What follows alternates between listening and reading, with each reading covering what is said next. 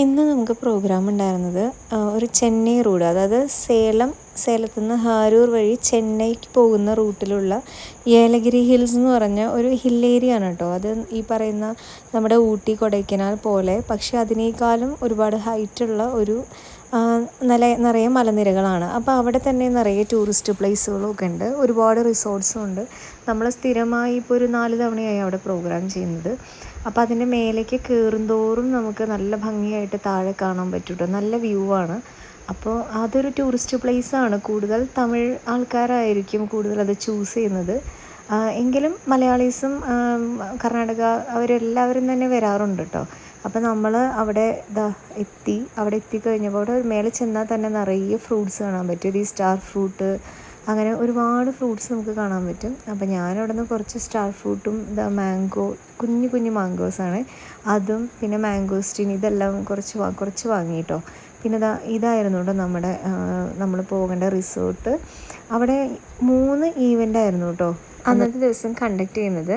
എല്ലാം തന്നെ night party അടക്കം എല്ലാം ഉള്ളതാണ്. കൂടുതൽ നമ്മളിന്ന് ചെയ്യുന്നത് ഒരു ബിസിനസ് പ്രോഡക്റ്റിൻ്റെ അവരുടെ ബിസിനസ് മീറ്റാണ്, ഫാമിലി മീറ്റാണ് ചെയ്യുന്നത്. അപ്പം നമുക്ക് ഇൻഡോറാണ് നമുക്ക് ചെയ്യാനുള്ളത്.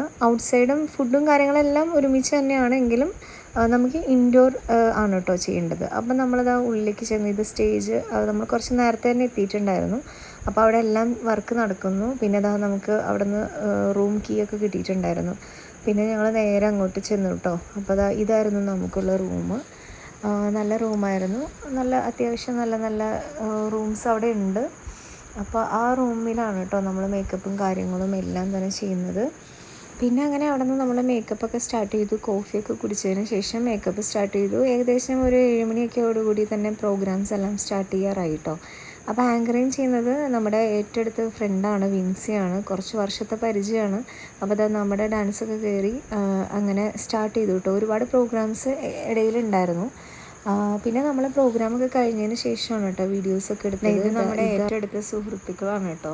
അപ്പോൾ ഒരു 3 ഡേയ്സ് പ്രോഗ്രാമാണ് കണ്ടക്ട് ചെയ്യുന്നത്. നമുക്ക് ഇന്നൊരു ദിവസത്തെ മാത്രമാണ് അവിടെ ഉള്ളത്. അപ്പോൾ അവരവിടെ ഹോൾട്ടും കൂടിയിട്ടാണ്.